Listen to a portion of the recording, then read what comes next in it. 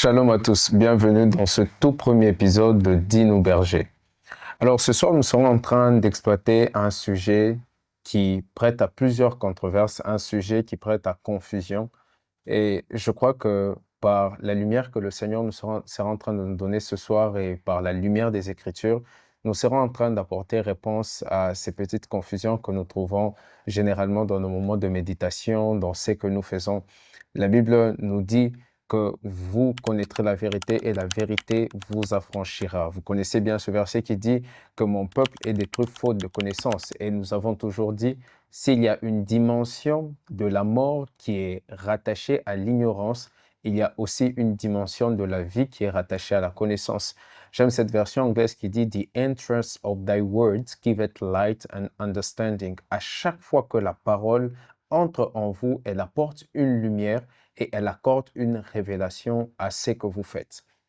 Alors, aujourd'hui, je serai en train de parler d'un thème ou d'une phrase que nous connaissons et que nous employons tout le temps.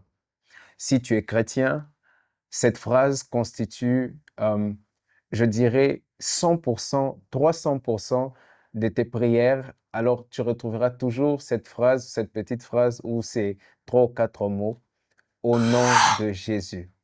Oui, au nom de Jésus. Pourquoi je parle ce soir de au nom de Jésus? Il y a plusieurs questions qui viennent généralement et les gens sont là, disent, Berger, pourquoi si, comme la Bible dit, le nom de Jésus a autorité, le nom de Jésus a pouvoir sur toute chose, nous serons en train de voir le verset, comment ça se fait que parfois il arrive que j'utilise le nom de Jésus, mais que cela ne puisse pas fonctionner? Il t'est arrivé peut-être, et je crois que c'est arrivé à tout le monde, d'utiliser le nom de Jésus, de faire une prière où tu dis au nom de Jésus, ou de faire un rêve, un cauchemar, tu te réveilles, tu dis au nom de Jésus. Et on dirait que cela n'a pas de résultat. Et une autre personne à côté de toi, un frère, une sœur, utilise le nom de Jésus, dit au nom de Jésus, et la chose s'accomplit. Comment ça se fait que lorsque l'un utilise le nom de Jésus, il semble avoir des résultats? Et lorsque toi, tu utilises le nom de Jésus, tu sembles ne pas avoir de résultat. Alors, si déjà tu as déjà utilisé le nom de Jésus une fois et que cela n'a pas fonctionné, tu seras honnête avec moi et je vais dire, tu vas lever la main et je serai la première personne parce qu'il m'est arrivé de dire au nom de Jésus sans résultat. Alors, qu'est-ce que j'aimerais te faire comprendre ce soir? Lorsque nous utilisons généralement le nom de Jésus, le nom de Jésus est considéré par plusieurs chrétiens comme étant une formule magique.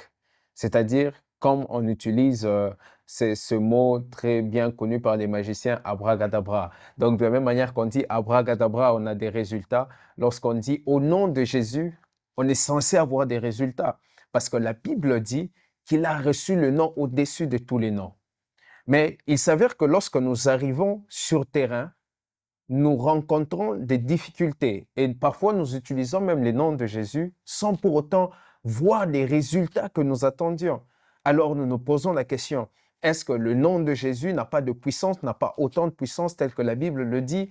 Est-ce que c'est moi qui n'ai pas bien utilisé le nom de Jésus? Ou est-ce que le démon, la situation que je rencontre est élevée par rapport au nom de Jésus? Et j'aimerais déjà répondre, nous serons en train de lire ensemble un passage. Je vais le prendre dans ma Bible ici, la version Semeur. Philippiens, le chapitre 2, à partir du verset 8, la Bible déclare, « Il s'abaissa lui-même en devenant obéissant jusqu'à subir la mort, oui, la mort sur la croix. C'est pourquoi Dieu l'a élevé à la plus haute place et lui a donné le nom qui est au-dessus de tout nom. » Souligne avec moi, le nom de Jésus est au-dessus de tout nom.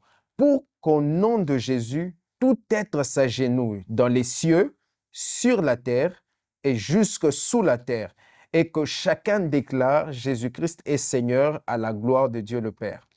Je crois que c'est un verset que tu connais très bien, qui dit qu'au nom de Jésus, tout être, toute chose dans les cieux, sur la terre et sous la terre s'agenouille, et toute langue confesse qu'il est Seigneur.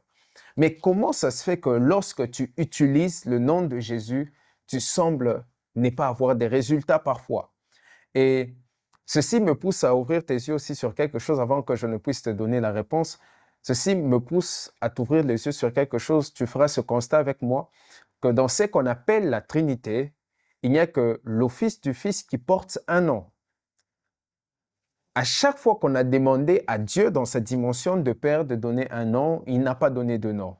Moïse a dit, lorsque je partirai, on me posera la question, mais qui t'a envoyé? Dieu ne donne pas un nom, mais il conjugue un verbe, tu diras, je suis m'a envoyé. Ayez, Asher, ayez. Je suis m'a envoyé.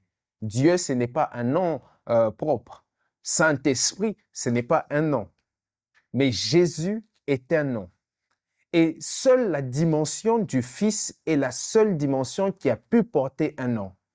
Pourquoi la dimension du Père s'est gardée de porter un nom? Pourquoi la dimension du Saint-Esprit ou la dimension de l'Esprit s'est décidée s'est préservée de se donner un nom?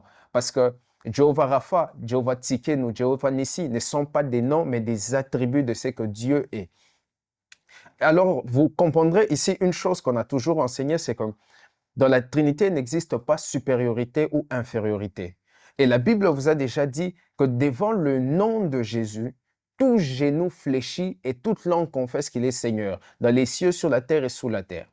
Si l'office du Père décidait de porter un nom ou l'office de l'Esprit décidait de porter un nom, face au nom de Jésus, ils seront obligés de se mettre en infériorité et de poser les genoux. Voilà pourquoi tous ces offices ont décidé de ne pas porter le nom et de garder que l'office du Fils, ce seul office qui porte le nom. Et en réalité, vu qu'ils ne sont qu'un, vous comprenez déjà que tous portent ce nom. Gloire au Seigneur. Alors, je réponds à ta question. Tu dois comprendre que au nom de Jésus n'est pas une formule magique. Au nom de Jésus ne fonctionne pas parce qu'on a dit au nom de Jésus. Marc le chapitre 16, verset 17. Voici les miracles qui accompagneront ceux qui auront cru. En mon nom, ils guériront les malades. Ils chasseront les démons. Même s'ils prennent des breuvages mortels, ils ne mourront point. Mais la Bible a déjà annoncé la victoire, la domination en prononçant le nom de Jésus. Mais voilà pourquoi il faut étudier le contexte du texte. Parce qu'on a toujours dit, à chaque fois que tu ignores le contexte, lorsque tu veux faire de l'interprétation, tu dois étudier le contexte. Parce qu'à chaque fois que tu ignores le contexte du texte, tu créeras des prétextes. Quand on dit au nom de Jésus, il y a deux dimensions dans cette phrase ou dans cette déclaration. La première dimension repose sur l'autorité du nom de Jésus. Et dans cette dimension, rien ne peut causer notre échec dans la dimension de l'autorité du nom de Jésus. Dans la dimension de l'autorité de Jésus. Lorsqu'il dit au nom de Jésus ou en mon nom, il dit sous mon autorité. Rien ne peut échouer dans cette dimension-là, ok? Rien ne peut échouer dans cette dimension-là. Vous devez comprendre que cela clôt aussi les débats, par exemple, lorsque vous voyez Matthieu 28, 19 dit « Allez et faites de toutes ces nations les disciples, vous les baptiserez au nom du Père, du Fils et du Saint-Esprit. » Mais lorsque vous lisez Actes, par exemple, on dit « Les disciples baptisés au nom de Jésus. » Ça ne veut pas nécessairement dire que lorsqu'ils baptisaient, ils disaient « Nous vous baptisons au nom de Jésus » au lieu de donner cette formule du Père, du Fils et du Saint-Esprit. Mais ça veut plutôt dire que lorsqu'ils baptisaient sous l'autorité de Jésus. OK? Donc, la première dimension qui ne bouge pas et dans laquelle on ne peut pas échouer, c'est dans la dimension de l'autorité du nom de Jésus. Le nom de Jésus est élevé au-dessus de tout nom. Face à ces noms, des démons posent leurs genoux. Face à ces noms, les démons sont soumis. Face à ce nom, les maladies disparaissent. Les choses prennent place. Mais il y a une deuxième dimension où cette déclaration, ou cette phrase aussi, dans laquelle cette phrase aussi dépend, c'est la dimension de la prédisposition de celui qui utilise le nom de Jésus. Et c'est là que se trouve le problème. Celui qui utilise le nom de Jésus. C'est lui qui dit au nom de Jésus. Parce que je vous ai dit, le nom de Jésus n'est pas une formule magique, c'est-à-dire elle fonctionne ou il fonctionne en lui-même, non. C'est lui qui emploie ou c'est lui qui déclare cela. Ses prédispositions peuvent faire en sorte que ce nom-là ou cette déclaration-là puisse avoir de la puissance ou pas, de l'autorité ou pas. OK? C'est là que vous comprenez, je toujours dit cette déclaration, le nom de Jésus est puissant et ne peut pas être contesté, mais le nom de Jésus n'a pas la même puissance dans la bouche de tous à cause de la prédisposition de chaque croyant lorsqu'ils utilisent le nom de Jésus. C'est là que vous verrez des gens dire au nom de Jésus et il n'y a pas de résultats, et d'autres personnes dire au nom de Jésus et vous voyez des résultats. Par exemple, la plupart des gens utilisent le nom de Jésus sous le fondement de la peur et non sous le fondement de la pleine connaissance et de la pleine conscience de la puissance de Dieu. Lorsque vous êtes là, vous avez fait un cauchemar et vous vous réveillez, au nom de Jésus, au nom de Jésus. Vous ne dites pas au nom de Jésus parce que vous avez la connaissance ou la conscience sur le coup de la puissance de Dieu, de la puissance du nom de Jésus, mais vous dites au nom de Jésus parce que vous avez peur. Vous avez peur des démons, vous avez peur de telles choses. Et c'est la peur qui anime en vous cette déclaration. Cela est déjà un mauvais réflexe parce que la Bible dit, « Or, nous n'avons pas reçu un esprit de crainte, mais un esprit d'adoption par lequel nous crions Abba Père. » C'est par l'esprit de force, l'esprit d'adoption, l'esprit de Christ que nous confessons le nom de Jésus avec autorité, non pas avec peur. Vous voyez? Donc, rien que cette prédisposition-là peut faire en sorte que votre déclaration de ce nom aussi puissant, ayant l'autorité de Jésus qui ne peut pas être contestée, ne puisse pas atteindre l'objectif. La deuxième et peut-être la dernière des choses que je donnerai aujourd'hui réside dans un verset très intéressant que Jésus donne. Et c'est dans Jean le chapitre 14, verset 30. J'aimerais lire ça avec toi.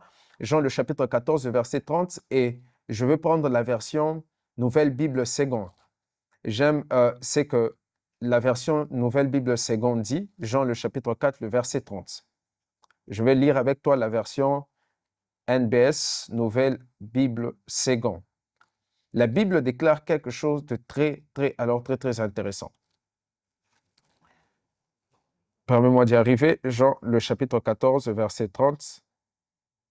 Et on va prendre ensemble la version NBS. La Bible déclare quelque chose de très intéressant. Jésus est en train de parler, dit, « Je ne parlerai plus guère avec vous, car le prince du monde vient. » Écoutez ce qu'il dit. « Il n'a rien en moi qui lui appartienne. » Il y a cette déclaration de Jésus qui fait l'autorité et la puissance du nom de Jésus, de sorte qu'il dit, le prince de ce monde vient, mais il n'a rien en moi qui lui appartienne. La version Martin dit par exemple, il n'a aucun empire sur moi. Écoutez, l'autorité de Jésus sur le monde des ténèbres, les démons sur le diable, réside aussi dans le fait qu'il donne cette déclaration puissante qu'il n'y a rien de l'ennemi en moi.